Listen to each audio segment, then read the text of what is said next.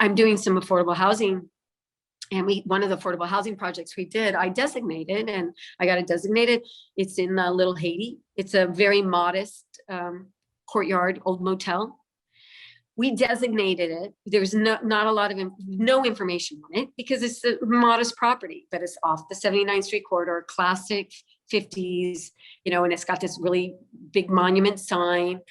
We designated because thankfully, one of my team, Laura, who's got this, she says preservation is part detective work, right? She found a postcard on eBay. And it was the postcard on eBay that the Superior Apartments that on which we did our designation. And our job was to match the postcard. But again, we need to sometimes, even though it's a more modest property, it was important to have a designated property in Little Haiti. It was important to restore it back to what it was, that, so that there's this sort of, again, this sort of appreciation.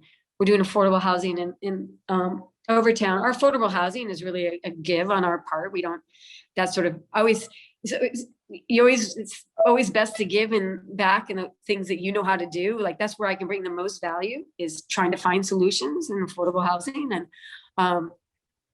And so thankfully the team is very passionate about it.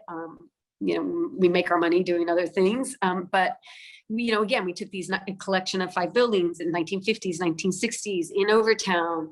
And I was like, a lot of people said, well, just knock it down and build new ones. And I'm like, no, that defeats the purpose. I said, we have an obligation. This was a community. This was, and when people come back and they bring their kids, there needs to be some familiarity. I'm not saying you have to keep everything, but people need to feel like they're coming home. And there's a very, very rich story. The Overtown story is a very rich story. And that's part of saving that story. So we're restoring these 5 buildings. I mean, they're apartment buildings, modest 2-story walk-ups, similar to what was being built on the beach.